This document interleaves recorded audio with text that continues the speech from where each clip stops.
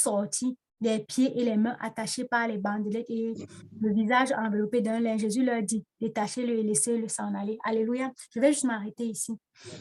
Voyons la déclaration. Il y a tellement de déclarations puissantes et profondes ici. Combien de nous croyons que quand nous avons élevé une prière vers le Seigneur, que le Seigneur a déjà exaucé et que nous attendons juste la manifestation physique? Combien de nous croyons? Parfois, on prie, on prie, on prie. Après, on est encore les premiers à dire que ah, le Père, là, il ne m'écoute même pas. Depuis que j'ai demandé ça, oh, la foi de Jésus ici, Père, je savais que tu m'écoutes toujours. Mais j'ai agi comme ça là par rapport au peuple, à la pression que le peuple faisait, afin qu'il croie que c'est toi qui m'as envoyé, alléluia, afin qu'il voit même ta gloire se manifester, alléluia. Il dit à Marthe, ne t'ai-je pas dit que si tu crois, tu verras la gloire de Dieu? Ça veut dire que la gloire est accompagnée de quoi? De la foi, de la croyance. Pour que la gloire se manifeste, il faut la foi, alléluia. La gloire ne peut pas se manifester sans la foi. Ne t'ai-je pas dit que si tu crois, tu verras la gloire de Dieu? Donc, pour voir la gloire, il faut croire, alléluia. En retenant ça, pour voir la gloire de Dieu se manifester, il faut croire. Donc, quand nous élevons nos sujets vers le Seigneur, quand nous prions, quand nous demandons quelque chose, croyons, il dit, même dans sa parole, que si deux d'entre vous s'accordent me demandent, croyez que vous l'avez eu et vous le verrez s'accomplir. Alléluia. Croyez que vous l'avez eu et vous le verrez s'accomplir. Donc, si on ne croit pas, qu'on n'espère rien. Et puis, Jacques dit même que si tu demandes quelque chose, si tu doutes dans ton cœur, n'espère pas que tu vas obtenir quelque chose. Alléluia. Donc, croyons pour voir la gloire de Dieu. Et la parole de Dieu est efficace. Il dit quoi? Il dit que Lazare sort. Marthe lui dit que ça fait 4 jours, 4 qu'il est dans le tombeau. Il sent déjà. Mais il s'en fout. Jésus s'en fout parce qu'il sait, il connaît l'alliance qu'il a faite avec son Père. Est-ce que nous faisons les alliances avec notre Père? Parfois, quand les situations nous dépassent, quand les situations dépassent notre entendement, le Seigneur se manifeste parfois quand il a vu nos limites. Alléluia. Parce que parfois, on veut courir, courir, courir, montrer qu'on est capable. Mais quand le Seigneur voit que non, à l'heure, là, toi-même, tu as atteint c'est ton c'est ta limite là, tu as touché le fond, comme on dit souvent. Il dit, OK, c'est bon. Alléluia. Il dit que c'est bon. Comme toi, tu t'es arrêté là, non. Laisse faire. Moi-même, je vais prendre la chose en main. Et voyons même la réaction des uns et des autres. Et c'est la même chose dans les situations de nos vies. On va venir, surtout nous, les enfants de Dieu, on va toujours nous persécuter. Hein? Toi qui pries trop là, depuis que tu demandes telle chose, depuis là, tu es marié, toi qui pries trop là, toi qui pries même pour les mariages, toi qui pries, depuis là, toi qui pries beaucoup là, tu as déjà eu un enfant. Et c'est ça, c'est l'incrédulité. Parce qu'on veut toujours, les humains veulent toujours nous mettre face aux défis. Mais ne leur donnons pas l'occasion. Alléluia. Nous savons en qui nous avons cru. Je demande toujours, est-ce qu'on a vu un parent laisser son enfant dormir affamé? J'ai une soeur avec qui je parlais tout à l'heure, elle me disait que quand tu as déjà un enfant là, tu sens vraiment que tu dois le protéger. C'est de la même façon pour notre Père. Alléluia. Il sait qu'on n'a pas besoin. Il sait qu'il doit nous protéger. C'est son devoir. Alléluia. C'est son devoir de parent de nous protéger. Donc, laissons faire les gens qui vont nous taquiner avec tu n'as pas encore ci, tu n'as pas encore ça, tu pries plus que qui, laissons faire. Alléluia. Laissons faire et faisons confiance à notre Père. Je sais que tu m'exauces toujours, mais j'ai agi comme ça là. J'ai agi comme ça là par rapport à la foule, par rapport à la foule, par rapport aux on-dit, par rapport au candidaton. Nous laissons par Romains 12, verset 2, dit que ne vous conformez pas au siècle présent, mais laissez-vous renouveler par le transformement de l'esprit, par le renouvellement. Laissez-vous transformer par le renouvellement de l'esprit pour faire ce qui est bon, agréable et parfait. Alléluia. On n'a pas besoin de nous conformer. On est dans ce monde, on vit dans le monde, mais on n'est pas du monde. Alléluia. Ils auront beau dire ce qu'ils vont dire. Dans tous les cas, mais même si nous voulons nous conformer, même si tu te conformes, ils auront toujours quelque chose à dire contre toi. Alléluia. Et je disais encore tout à l'heure que, en tant qu'enfant de Dieu, en tant que personne qui voulons voir la puissance de la manifestation de la parole de Dieu, hein, nous devons. Le Seigneur dit que sa parole est faite pour être déclarée. Elle est faite pour être déclarée, pour voir sa puissance. Regardons, il y a tellement de. Il a dit à l'aveugle, il a dit au paralytique, lève-toi, car ta foi, lève-toi, prends ton lit et marche, car ta foi t'a sauvé. Donc, à la déclaration seulement, il dit, va, mélange la poussière comme ça, et mets-le sur tes yeux. Il dit, va, lave-toi dans le fleuve du Jourdain. Il dit, va. Donc, la parole a une puissance. Alléluia. Surtout quand elle est prononcée avec foi.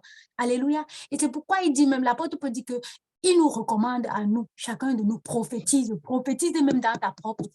J'ai un petit témoignage pour moi-même. Quand je suis arrivée, je vivais certaines situations difficiles. On me disait que non, tu vas faire. J'ai dit que je ne ferai jamais 2 ans là-bas. Je déclarais de ma voix. Et j'ai dit pareillement pour nous. Déclarons. J'ai dit que Et après, j'ai dit que je ne ferai pas 2 ans. Je n'ai pas fait 2 ans. Après, j'ai dit que le 21, je vais commencer à travailler. Le 21, on m'a appelé, viens commencer à travailler. J'ai dit, déclarons. Le Seigneur nous a donné la bouche là, c'est pour parler. Ce n'est pas seulement pour faire le Congo, ça. Ce n'est pas seulement pour médire des gens.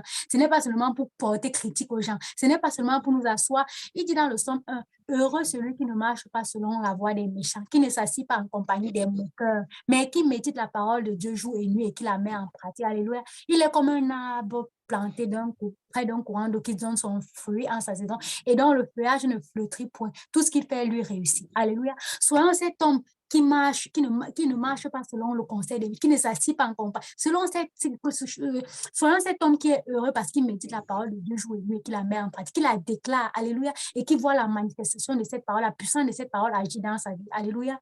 Le message est déjà parti. Bon, je ne voulais pas être trop longue comme ça, mais je pense que peut-être je vais m'arrêter là.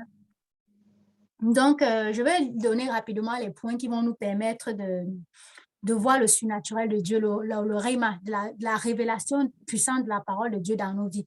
Il y a la lecture. Ça va être la lecture méthodique. Tu lis simplement la parole de Dieu. Mais franchement, ne laissons pas notre Bible, même un jour, même si c'est... J'ai développé une certaine stratégie de méditation et de lecture de la parole de Dieu. La Bible audio, quand je suis au travail, parfois, quand cela me permet, je peux mettre les écouteurs, j'écoute même, je peux même écouter tout le livre de Zacharie, tout. Pour ceux qui éprouvent des difficultés, je vous assure, c'est une bonne technique. La Bible audio, tu écoutes. Tu peux écouter 2 fois. Et j'ai médité longtemps cette semaine sur l'histoire d'Élisée, d'Élie et Élisée. Toujours en écoutant. Donc, j'ai écouté d'abord la Bible audio. Il y a beaucoup de passages qui m'ont captivé et je suis allée lire encore. Donc, c'est tellement bénissant. Je vous encourage à le faire aussi. Lis la parole de Dieu de manière méthodique, de manière comme ça, comme le Coran. Après, tu lis et puis tu demandes au Seigneur que tu lis, tu médites. Après la méditation, tu cherches à mettre en pratique la parole de Dieu, comme Jacques le dit.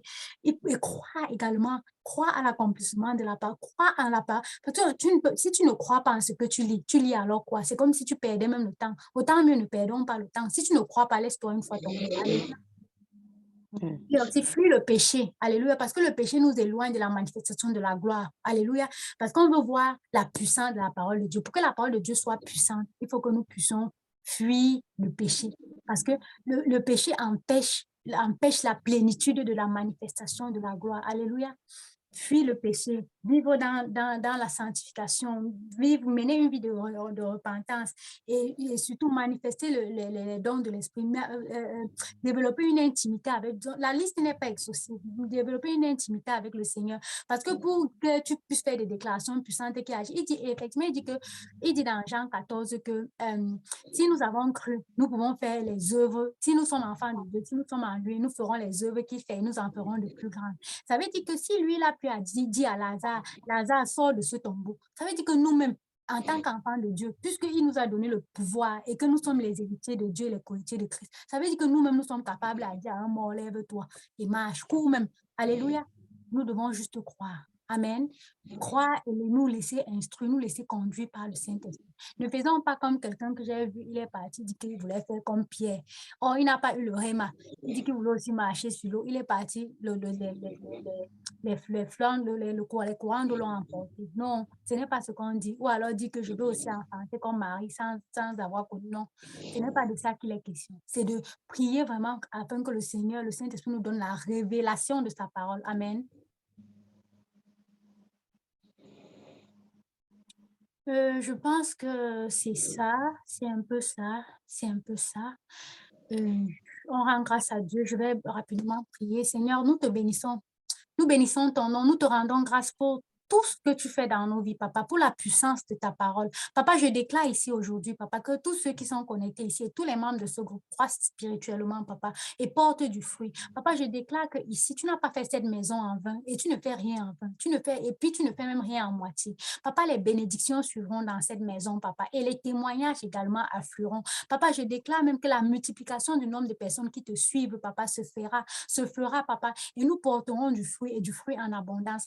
Papa, nous te disons merci. Nous te disons merci pour ton œuvre parfaite à la croix, papa, parce que l'œuvre que tu as faite à la croix est une œuvre parfaite. Papa, c'était pour nous racheter. C'était pour nous donner la plénitude de la vie, la plénitude de la puissance, de la manifestation de ta parole, des déclarations prophétiques. Papa, je déclare ici de manière prophétique, papa, que tous ici, nous allons aller de gloire en gloire dans la manifestation de la plénitude